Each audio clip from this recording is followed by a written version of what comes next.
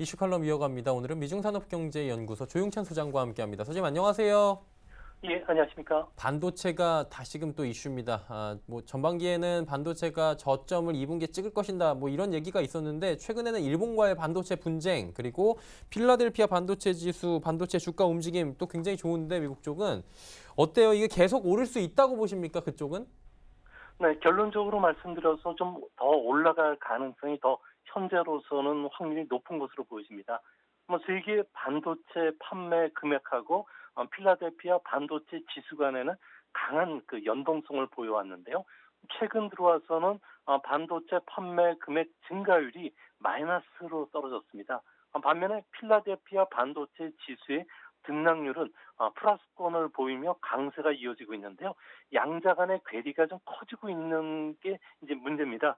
이 커지고 있는 가장 주요한 원인 같은 경우에는 아무래도 2017년부터 2018년 가을까지 판매 금액이 이상 급증했던 때에 따른 역기조 효과 때문에 그런데요. 다행히 연말에는 판매 그 증가율상 바닥을 치고 내년에는 플러스권으로 돌아설 가능성이 높을 것으로 보여집니다. 현재 무역 전쟁이 장기전으로 가더라도 반도체 수요의 확대 추세는 무너지진 않을 것으로 보여지는데요. 이같이 보는 근거는 화웨이의 스마트폰을 사용하는 사람이 없어진다고 하더라도 전체 스마트폰 사용자는 줄지 않는다는 겁니다. 대신 삼성전자나 애플, 샤오미 같은 다른 스마트폰을 찾기 때문에 전 세계 반도체 수요에는 전혀 영향을 끼치지 않는 것으로 보여지고요. 또한 자율주행 자동차, 그리고 인공지능, 사물인터넷, 5G 네트워크 보급이 본격화되면서 무역 전쟁으로 이 다소 지연 사태를 빚더라도 대세 흐름에는 차질을 빚지는 않을 것으로 보여지는데요. 당분간 반도체 수요는 다시 확대되기가 현재로서는 큰 폭 증가는 없겠지만 단기적인 그 불확실성이 어느 정도 해소가 된다면 주가도 이제 장기적으로 성장 스토리를 믿고 투자할 수 있는 기회가 찾아오지 않을까 생각이 됩니다. 5G 관련해서 이제 좀 언급을 하셨으니까 여쭤보고 싶은 부분이 아직도 미중 간에는 패권 전쟁이 결국엔 5G로 귀결이 된다 이런 얘기가 있습니다. 치열한 이유가 분명히 있겠죠? 네, 그렇습니다. 최근 스마트폰이라든지 사물 인터넷 기기가 보급이 되면서 통신과 관련된 트래픽이 급증을 하고 있는데요. 2020년에는 2010년 대비해서 약 1000배 정도가 증가할 것이라고 합니다. 5G는 다들 아시겠지만 초고속, 대용량의 저지연성, 그리고 동시에 다수 연결이라는 세 가지 특징을 갖고 있는데요. 현재 사용하고 있는 4G LTE에 비해서 통신 속도가 100배가 빠르다는 것은 지연이 10분의 1로 줄어들고요. 또 10배나 많은 가정기기나 자동차의 연결이 가능하다는 겁니다. 올해 상용 서비스가 시작되는 5G 같은 경우에는 2022년은 전후에서는 우리나라 전국에 보급이 될 것으로 보여지고요. 가장 큰 변화는 스마트폰이 없더라도 증강현실이라든지 가상현실을 시연할 수 있는 안경형 그 단말기인 고글이라든지 비욘드 스마트폰이 대중화될 수 있다는 겁니다. 스포츠 경기를 보면서 실시간 선수 정보도 접할 수가 있고요. 또 요리하는 동안 전문 요리사로부터 조언을 직접 들을 수가 있게 되는데요. 또 사회적 변화는 사람들이 건강 상태를 읽을 수 있는 생체 정보 센스나 카메라가 거리 곳곳에 설치가 되기 때문에 아무래도 건강한 도시가 또 앞으로 또 생겨나면서 새로운 반도체 수요를 부추길 것으로 보여지고요. 이 때문에 예방의학이 발전이 더딘 산간 벽지라든지 섬 주민들도 사회적 문제가 해결될 수 있다는 겁니다. 또한 자율주행 자동차가 2025년경부터는 본격적으로 보급이 되는데요. 이렇게 되면은 자동차는 이동수단이 아니라 사무실, 점포, 거주 공간의 기능이 되기 때문에 세상에서는 지금 통근 개념이 없어지면서 반도체 수요도 폭발적인 증가세로 이어갈 가능성이 커 보입니다. 근데 이제 사회 전체에 5G망이 공급이 되려면 이게 난제도 있을 것 같은데 여러 가지 문제점들 제기가 되잖아요. 지금 걸림돌은 어떤 것들이 제기가 됩니까? 네, 아무래도 가장 큰 과제는 기지국 정비 문제인데요. 밀리미터 파 기지국 같은 경우에는 커버 영역, 그러니까 데이터 송수신 영역이 좋기 때문에 촘촘하게 기지국을 깔지 않으면 안 된다는 겁니다.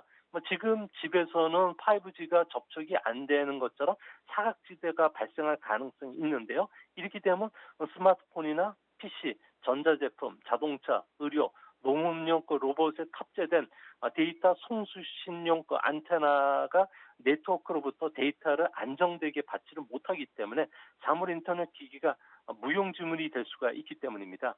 또 한 가지는 지금 반도체와 관련해서 일본이 소재와 관련된 견제를 하고 있는 것도 이 때문인데요. 유리라든지 전자, 화학, 세라믹 분야의 단연간 그 축적된 기술을 갖고 있는 기업이 5G 사업에 공동 참여를 해야 된다는 겁니다. 자율주행 자동차를 예를 들면은 28GHz대의 그 전파를 차량의 유리의 표면에 부착된 안테나로부터 받아야 되는데요. 이렇게 되려면 차량 디자인을 손상시키지 않고서도 투명한 합성 소형 유리 안테나 개발이 필수적이라는 겁니다.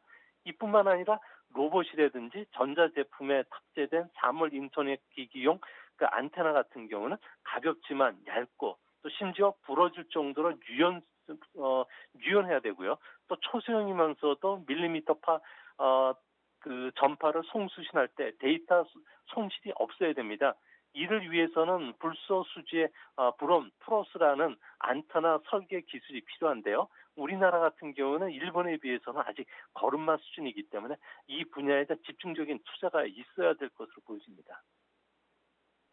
그러다 보니까 이제 미중 정상회담에서 시진핑 중국 국가주석이 파웨이의 제재 해제 요청을 위해서 뭐 농산물도 사겠다 뭐 이렇게 얘기를 한 것 같은데 미국 쪽에서는 아직까지 제재 해지는 하지 않은 것 같아요. 여러 가지 중국이 지금 파웨이 살리기에 노력하고 있는데 어떤 부분들이 있는지 좀 설명 들어볼 수 있나요? 네, 시주석 같은 경우에는 미국과 무역 합의를 하려고 지금 상당히 노력을 하고 있는데요. 아무래도 공산당 내 다수파인 좌파를 설득시키기 위해서 트럼프 대통령에게 화해 금수 조치 철회가 명분상 필요하다고 설득한 것으로 보여집니다. 뭐 화해 같은 경우에는 중국 굴기의 상징이고요. 21세기 경제 패권의 그 향방을 좌우할 정도로 5G 기술에서 세계 선두를 달리는 중국 그 화웨이가 핵심 이익과 관련된 기업이기 때문에 그렇습니다. 더욱이 중국 같은 경우에는 6월 6일 날 국유통신회사 네 곳에 5G 면허를 1년이나 앞당겨서 내줬는데요. 그만큼 경제 성장의 엔진 축으로 육성시키고 디지털 패권을 잡겠다는 두 마리 토끼를 잡는 전략을 시주석이 펼치고 있기 때문에 그렇습니다. 시주석 같은 경우에는 경제 성장률이 계속 떨어지고 있는 상태에서 중진국 함정을 벗어나기 위한 카드로다가는 아무래도 5G와 관련된 직접 투자가 80조 원 정도를 조기 집행시켜서요. 2,800조 원이 넘는 경제적 효과를 이룬다면은 아무래도 성장률이 급락하는 것을 막을 수가 있고요. 2천만 명에 가까운 새로운 일자리가 만들어지기 때문에 사회 안정도 이룰 수 있다는 점에서 앞으로 화해와 관련된 규제 조치들을 더 많이 해제를 좀 요구할 가능성이 크지 않을까 생각이 됩니다. 재밌는 게 지금 미국 정부와 트럼프 대통령의 워딩도 좀 다른 것 같아요. 트럼프 대통령은 지금 제재 완화에 대한 이야기를 좀 하고 있는데 미 정부 당국 측은 아직까지 뭐 확정된 건 없다. 여전히 제재 대상이다. 뭐 이렇게 얘기하고 있는데 어떻게 보면 되겠습니까? 제재 부분은? 네, 트럼프 대통령 생각과 달리 미국 행정부 내 의견은 화웨이가 관계하고 있는 세계적인 생산, 유통, 판매 모든 입구뿐만 아니라 출구까지 그물망을 촘촘하게 쳐서 세계 시장에서 배제시키는 전략은 현재로서는 포기한 적이 없다고 밝히고 있습니다. 트럼프가 화웨이 제재 완화를 언급한 것은 안보에 영향을 주지 않는 낮은 기술에 한해서 수출을 인정한다는 것이고요. 또 반도체도 인텔이나 마이크론, 퀄컴, 자일링스의 요구로 인해서 10억 달러 미만만 소량만 판매할 계획이라고 합니다. 아무래도 이런 그 대중국 강경 정책은 의회 내 대중국 강경파 그리고 펜스 부통령, 폼페이오 국무장관, 볼튼 대통령 보좌관이 워싱턴에서는 신냉전파라고 부르는데요. 이런 신냉전파들이 주도를 하고 있다고 합니다. 이들 같은 경우에는 하와이 그 배제 정책은 거래 재료가 아니라고 생각하고 있고요. 생사를 건 무기로 보고 있기 때문에 타협이라든지 거래 재료로 전혀 사용하지를 않고 있다는 점에서 앞으로 최신 기술을 탑재한 제품이나 소프트웨어 같은 경우는 계속 금지가 될 가능성이 크고요. 또한 앵글로색슨계 그 정보 동맹인 5G 아이즈 같은 경우에도 앞으로 안테나라든지 비핵심 분야의 그 인프라 쪽에는 화웨이를 어느 정도 인정을 하겠지만 코어 부분이죠. 민감한 데이터를 취급하거나 데이터 통신을 관리하는 제어판 쪽에는 앞으로도 참여를 제한시킬 가능성이 상당히 높을 것으로 보여집니다. 미국은 이제 뭐 파웨이 배제 정책을 여전히 쓰고 있다라고 정리가 될 것 같고요. 그럼 중국은 생존을 해야 되잖아요. 어떤 전략으로 또 대응을 합니까? 아무래도 중국 정부 같은 경우는 국가적 차원에서 1차 해외 밴드뿐만 아니라 2차 밴드까지 호출해서 직접 그 부품을 공급하라고 압박 전략을 쓰기도 하고요. 화웨이 같은 경우는 최근 전략을 새롭게 모색을 했는데요. 전 세계에서 천재 소년을 스카우트해서 자신들이 세계를 선도하는 5 표준을 앞으로 만들어 가겠다는 전략으로 바뀌었다고 합니다. 올해는 전 세계에서 20에서 30명, 그리고 내년에는 200명에서 300명 정도의 천재 소년을 초청을 해서요. 향후 3년에서 5년 내에 세상을 깜짝 놀라게 할 정도의 OS라든지 어플리케이션을 새로운 무기로 기존의 미국 주도의 5G 기술을 무용지물화시키겠다는 야심찬 계획을 갖고 있는데요. 이렇게 되면 미국도 화웨이를 따라올 수밖에 없게 만들겠다는 겁니다. 화웨이 같은 경우에는 자신들이 주도하는 새로운 기술 표준을 5G 생태계로 전방위적으로 물갈이하겠다는 생각인데요. 이 때문에 우리나라도 스마트폰이라든지 PC와 같은 개인용 하드웨어에 그 만드는 문제에 만족하지 말고요. 소재나 기지국 그리고 안테나와 같은 부가가치가 높은 영역으로 획기적인 기술력을 개발시키기 위해서 상관하게 모두 노력해야 되지 않을까 생각이 듭니다. 이게 5G도 아직 뭐 상용화가 안 됐고 우리나라에 5G 쓰시는 분들은 뭐 별 차이 못 느끼겠다 뭐 이런 얘기까지 나오는 상황에서 6G 물어보기가 참 애매하긴 한데 중국은 지금 뭐 6G 세계에서도 기술 패권 잡겠다 뭐 전략 잡고 있다고 하더라고. 여기까지 가면 생활이 어떻게 되는 건지 궁금한데요. 네, 중국 같은 경우는 6G 연구 그룹을 만들어서 본격적으로 준비를 하고 있는데요. 앞으로 10년 뒤인 2030년부터는 6G가 도입이 된다고 합니다.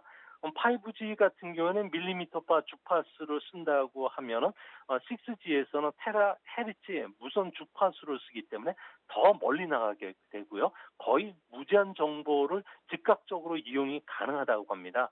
뭐 공상 과학 영화에서만 볼 수 있는 분산형 컴퓨터를 이용할 수가 있게 되고요. 이렇게 되면 거리 그 여러 가지 그 위치에 따라서 자동적으로 컴퓨터들이 운영이 되고요. 또 한 단계 진보된 인공지능이 구현해 줄 뿐만 아니라 슈퍼 사물 인터넷이 가능하게 됩니다. 이렇게 되면은 내 몸과 일체화된 지능형 개인 비서가 생기게 되는데요. 손동작만으로도 핸드폰 없이 모든 일을 처리해 주게 되고요. 프로젝션 인터페이스라고 하는 일종의 클라우드 기반의 그 인공지능과 관련된 기능이 장착이 되면서 자신이 입고 있는 옷에 부착된 그 감지 그 센서가 딴 성분을 체크를 해서 병원을 예약해 준다든지 건강한 식사 메뉴를 예약해 주는 서비스까지 발전하게 됩니다. 이뿐만 아니라 홀로그램 UI가 보편화되는데요. 다르게 표현하면은 내가 마시는 그 물병에 라이브 디스플레이를 통해서 광고나 제품 정보를 볼 수 있게 되고요. 또한 마이너리티 리포트처럼 PC 없이 책상에서만 있어도 어디에서나 복잡한 기계 설계라든지 회계 업무를 처리할 수가 있게 되고요. 또 자율주행 자동차 속에서 무제한의 정보를 주고받는다든지 그 자동차나 중장비, 비행기의 그 부품 교체나 주문, 고장 여부도 즉각 처리해 준다고 합니다. 이뿐만 아니라 선박의 그 항만 화물 물동량 처리뿐만 아니라 물류와 관련된 자동적으로 처리가 되고요. 또 회사 내 업무 회의에서 그 서로가 한데 모이지 않고서도 화상 대화라든지 자료를 3D 차원에서 무제한 주고받을 가능성이 높다고 합니다. 이렇게 되면 기동성과 더불어 안전, 편리함이 우리 삶의 곳곳에 그 내려오기 때문에 앞으로 6G 같은 경우에는 부의 양극화가 더 심해질 가능성도 있다는 점도 참조해 주시기 바랍니다. 네, 6G가 만들어줄 세상들까지 한번 그려봤습니다. 공상과학 영화에서 나오는 것들이 이제 현실화가 된다. 이렇게 정리가 될 것 같네요. 오늘 말씀 여기까지 듣겠습니다. 고맙습니다. 예, 감사합니다. 위중산업경제연구소 조용찬 소장과 함께했습니다.